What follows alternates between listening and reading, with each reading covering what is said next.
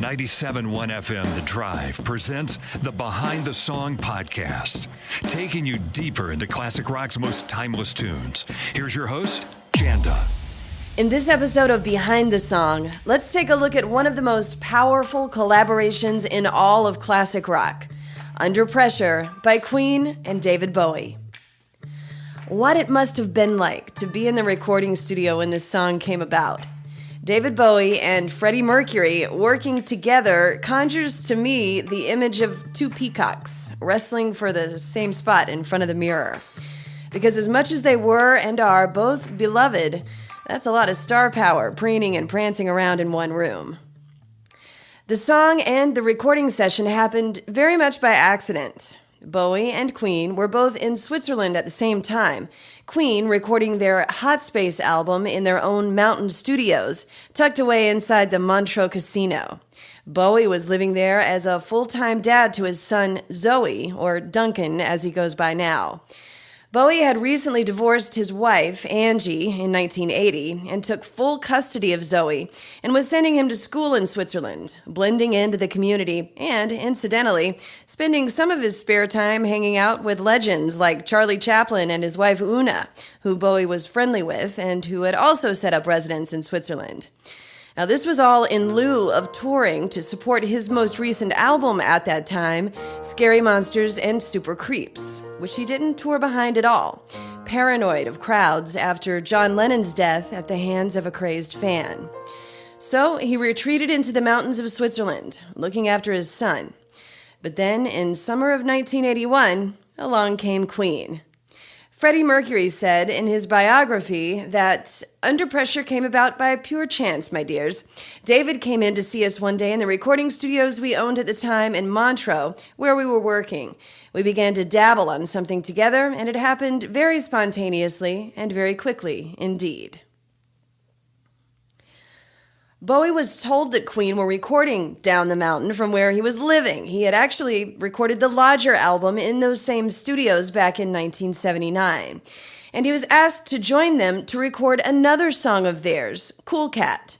And they tried that, but Bowie didn't quite love his own performance on it after they recorded it, and the version featuring his vocals didn't end up on the Hot Space album at his request. That wasn't the magic collaboration that was going to happen that day. Under Pressure was. But it wasn't easy, especially for some of the members of Queen. In fact, Queen guitarist Brian May told Mojo magazine later that Freddie and David locked horns without a doubt. But that's when the sparks fly, and that's why it turned out so great.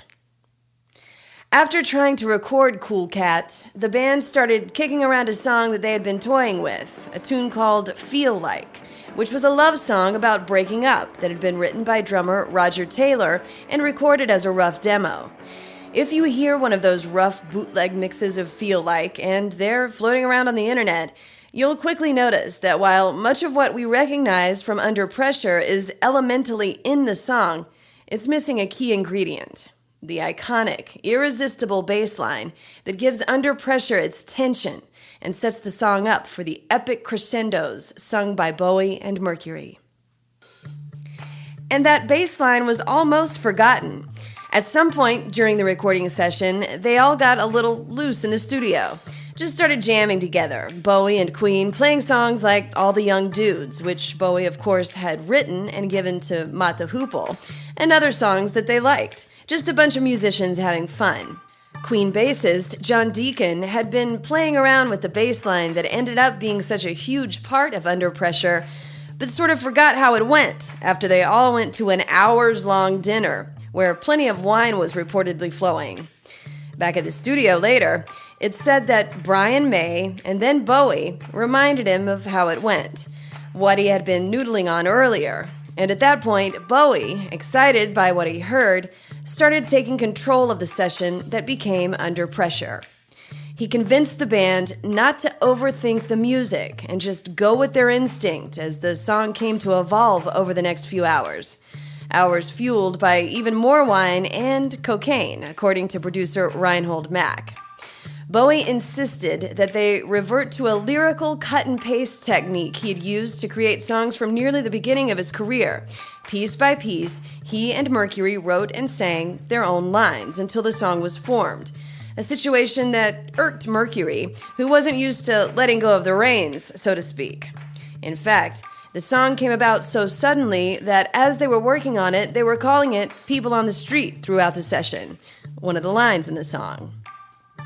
Under Pressure starts with that unforgettable bass line, and the finger snaps, and the numba de stuff sung by Freddie Mercury, doing what amounts to almost a jazz scat, one product of working with Bowie's cut-and-paste approach to lyrics.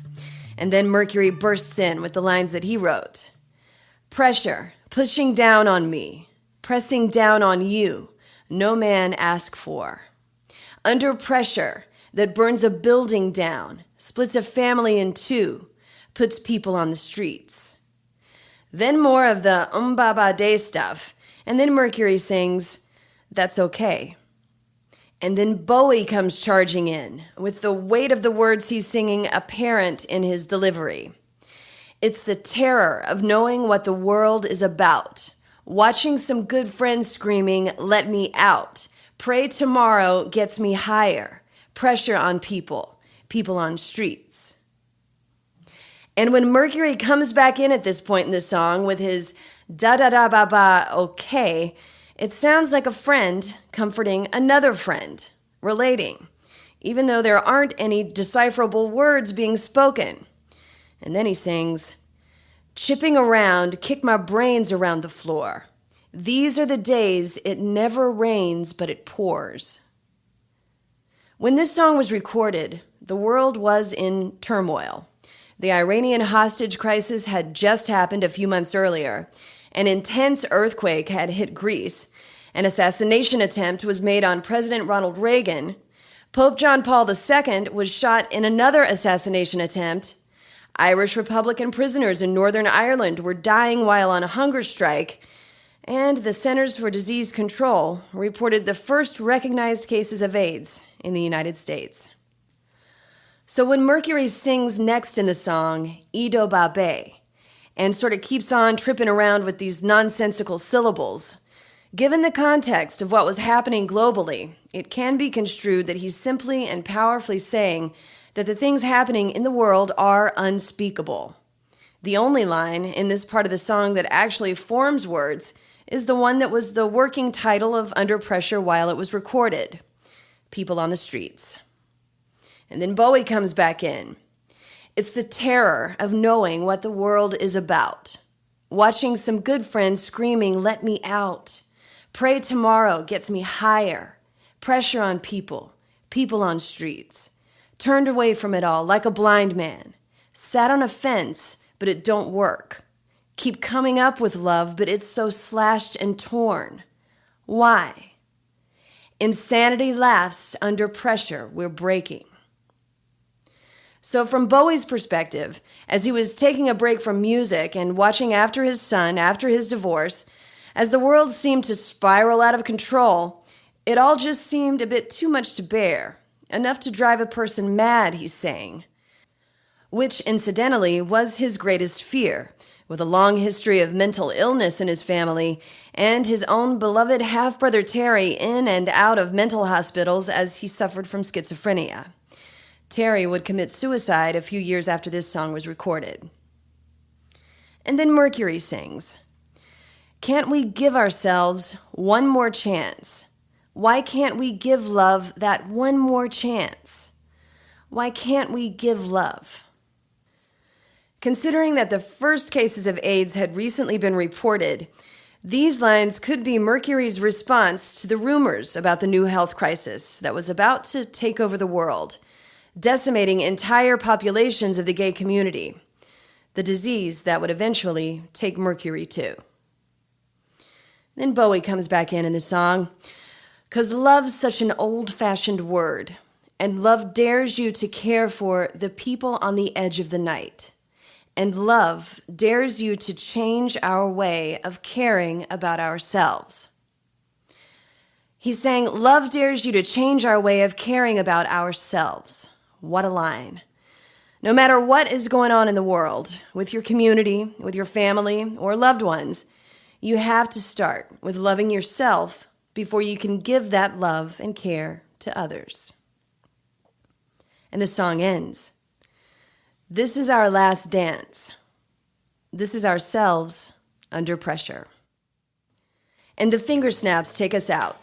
The perfect, most human ending to a most human song. Brian May says that overall, Under Pressure was an intense joining together of talents and a battle of wills, with Freddie directing his band and Bowie taking control over the lyrical direction for the most part. It was very hard, he says, because you already had 4 precocious boys and David, who was precocious enough for all of us. In fact, after the recording, Bowie oversaw the mixing of the song in New York, along with drummer Roger Taylor, who idolized him, Freddie Mercury, and producer Reinhold Mack. By all accounts, Mercury wanted the song to go one way, but Bowie had his vision, and Taylor mediated between the two superstars.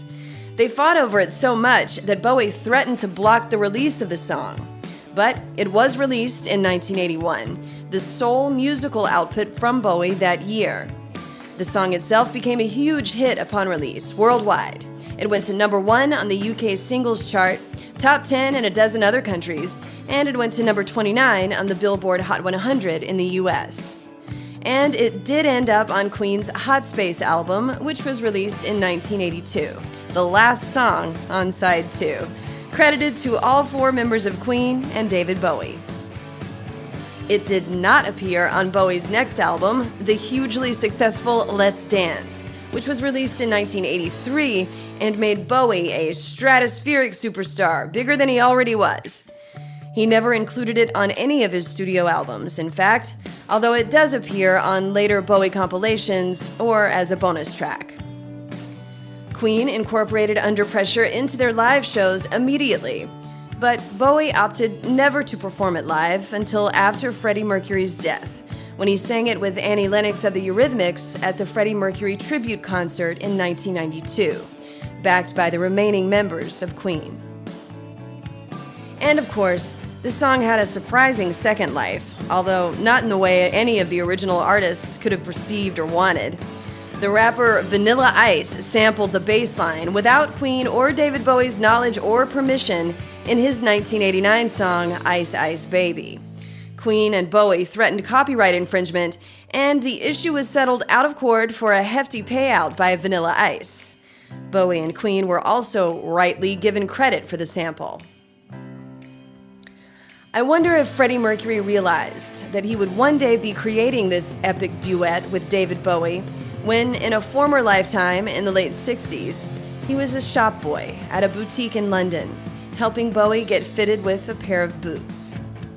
Back then, Mercury worked for hip bootmaker Alan Mayer, who ran a shop, and Bowie, fresh off Space Oddity success, was trying a pair on.